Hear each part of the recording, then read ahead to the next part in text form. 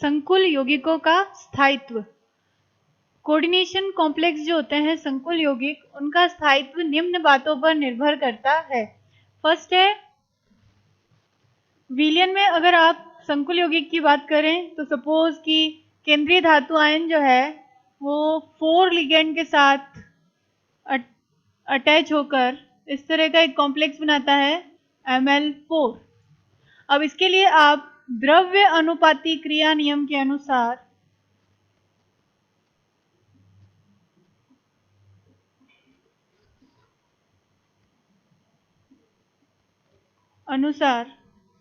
इसके लिए स्थायित्व स्थिरांक जो होगा उसकी वैल्यू क्या होगी, जो भी उत्पाद होते हैं उनकी सांद्रता और डिवाइडेड बाय क्रिया कारकों की सांद्रता।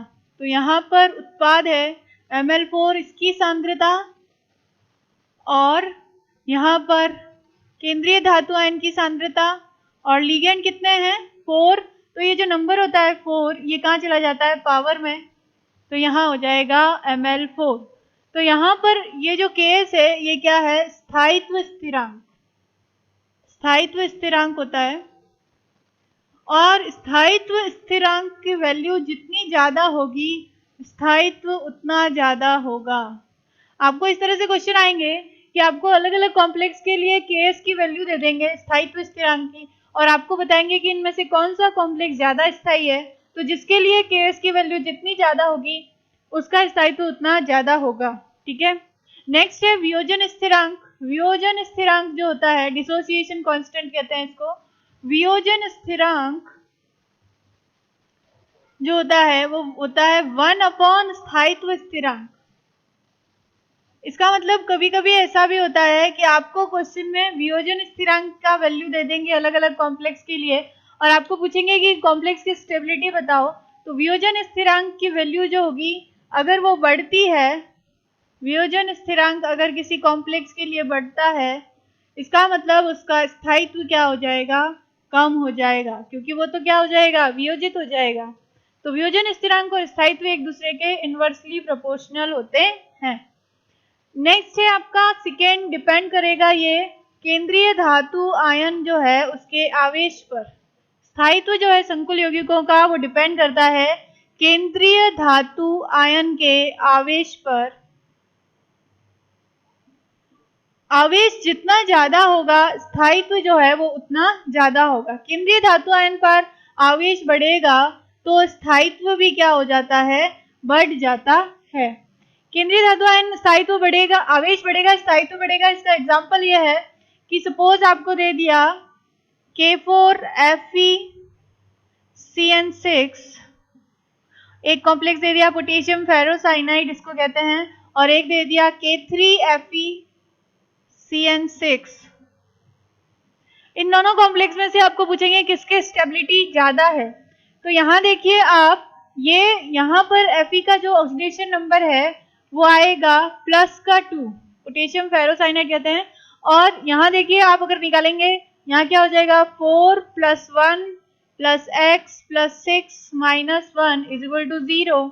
तो आप क्या निकालेंगे, x हो जाएगा 6 - 4 = +2। अगर यहाँ पर आप Fe का ऑक्सीडेशन नंबर निकालेंगे, Fe का ऑक्सीडेशन नंबर +2 है, इसका मतलब Fe पर चार्ज क्या है, 2+ चार्ज है इस कॉम्प्लेक्स में। और अगर यहाँ देखिए आप केंद्रीय धातु आयन Fe है तो यहाँ हो जाएगा 3 + x प्लस यहाँ पे ये हो जाएगा -6 = 0। तो x हो जाएगा 6 - 3 = +3। इसका मतलब यहाँ Fe पर चार्ज क्या है, 3 पॉजिटिव। तो मैंने ये कहा केंद्रीय धातु आयन पर आवेश बढ़ेगा तो स्थायित्व बढ़ेगा। इसका मतलब इस कॉम्प्लेक्स की स्टेबिलिटी इससे क्या होगी, ज्यादा होगी, क्योंकि यहाँ केंद्रीय धातु आयन पर आवेश ज्यादा है तो इसकी स्टेबिलिटी ज्यादा होगी इसकी कंपैरिजन में। तो इस तरह से आप संकुलों के स्थायित्व बता सकते हैं केंद्रीय धातु आयन के आवेश के आधार पर। नेक्स्ट है, अगर केंद्रीय धातु आयन की त्रिज्या की बात करें, अगर अपन किसकी बात करें, सेंट्रल मेटल एटम के त्रिज्या की बात करें अगर अपन, तो त्रिज्या जितनी कम होगी स्टेबिलिटी उतनी ज्यादा होगी। त्रिज्या अगर कम होगी तो स्टेबिलिटी क्या होगी, बढ़ जाएगी। ये ध्यान रखना है। इसका एग्जांपल है, देखिए आप अगर जनरली संकुल यौगिक कौन बनाते हैं, डी ब्लॉक के एलिमेंट बनाते हैं। और अगर आप डी ब्लॉक में 3D सीरीज की बात करें तो यहाँ पर आप देखिए, अगर हम Mn2 positive, Fe2 positive, cobalt 2 positive, निकल 2 पॉजिटिव, कॉपर 2 पॉजिटिव और जिंक 2 पॉजिटिव की बात करें, त्रिज्या हम कब देखेंगे? जब चार्ज क्या होगा? सेम होगा अलग अलग केंद्रीय धातु आयन पर, तो आप क्या देखेंगे? उनकी त्रिज्या देखेंगे। यहाँ देखिए, जैसे जैसे आप लेफ्ट टू राइट जाते हैं तो रेडियस क्या होती है? पीरियोडिक टेबल में लेफ्ट टू राइट जाने पर त्रिज्या जो होती है वो क्या हो जाती है? कम हो जाती है। तो सबसे कम त्रिज्या जो है वो किसकी है? Zn2 पॉजिटिव की। अगर इसकी त्रिज्या सबसे कम है तो अगर आप स्टेबिलिटी देखेंगे, स्टेबिलिटी का ऑर्डर देखेंगे, स्थायित्व का क्रम, तो सबसे ज्यादा स्टेबल होगा Zn2 पॉजिटिव, फिर Cu2 पॉजिटिव, फिर निकल, फिर ये और फिर ये। क्योंकि आपको पता है पीरियोडिक टेबल में यहाँ पर आकर देखो तो इसका 25 है परमाणु क्रमांक, 26 है, इसका 27, इसका 28, इसका 29 और इसका 30। तो लेफ्ट टू राइट जाते हैं हम तो त्रिज्या कम होती है, इसलिए स्थायित्व में क्या हो जाएगी? वृद्धि। तो ये होगा स्थायित्व का क्रम इन कॉम्प्लेक्स के लिए जिनमें सब पर क्या है? +2 चार्ज है। चार्ज सेम होगा तो त्रिज्या देखनी है आपको, और जिसकी त्रिज्या कम होगी उसकी स्टेबिलिटी उतनी ज्यादा होगी। ठीक है, तो Zn2 पॉजिटिव वाला कॉम्प्लेक्स ज्यादा स्टेबल होगा बजाय Cu+2 कॉम्प्लेक्स की कंपैरिजन में। नेक्स्ट है लिगेंड। लिगेंड पर भी डिपेंड करता है। लिगेंड की नेचर जितनी ज्यादा बेसिक होगी, यानी कि लिगेंड जितना ज्यादा क्षारीय होगा, कॉम्प्लेक्स की स्टेबिलिटी उतनी ज्यादा होगी। यहाँ आप देख सकते हैं क्षारीय लिगेंड में जनरली आ जाएंगे साइनाइड, फ्लोराइड, NH3, जिनकी जितनी ज्यादा क्षारीय का मतलब है कि कितना आसानी से एकाकी इलेक्ट्रॉन युग्म दान में दे देते हैं। तो जो जितना आसानी से एकाकी इलेक्ट्रॉन युग्म को दान में दे देगा वो उतना क्या होगा? क्षारीय होगा।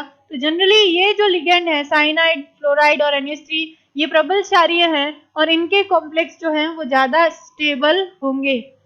नेक्स्ट है, अगर लिगेंड पर आवेश बढ़ेगा और त्रिज्या क्या होगी? कम होगी, तब भी स्थायित्व में क्या होगी? वृद्धि होगी। लिगेंड का जितना ज्यादा आवेश होगा, त्रिज्या जितनी ज्यादा कम होगी, उतनी उस कॉम्प्लेक्स की स्टेबिलिटी क्या होगी? ज्यादा होगी। जैसे यहाँ एक एग्जांपल है, अगर आप बात करें एक कॉम्प्लेक्स जिसमें कि फ्लोराइड लिगेंड है और एक जिसमें कि Cl नेगेटिव लिगेंड है, तो फ्लोराइड वाले लिगेंड की स्टेबिलिटी वाले कॉम्प्लेक्स की स्टेबिलिटी ज्यादा होगी बजाय कि क्लोराइड वाले के, क्योंकि फ्लोराइड का आकार छोटा होता है क्लोराइड के आकार की कंपैरिजन में।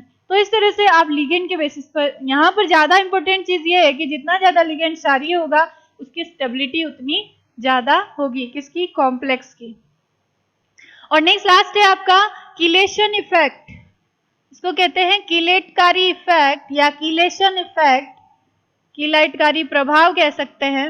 ये मैंने आपको पहले भी बताया हुआ है कि जो मोनोडेंटेट लिगेंड होते हैं अगर उनको छोड़ दें तो बाइडेंटेट, ट्राइडेंटेट और चतुर्डेंटेट लिगेंड जो होते हैं वो जब मेटल के साथ बॉन्ड बनाते हैं तो एक रिंग बन जाती है। इसी इफेक्ट को हम क्या कहते हैं? किलेटकारी इफेक्ट। और वो रिंग जो होती है वो संकुल के स्थायित्व में क्या कर देती है? वृद्धि कर देती है।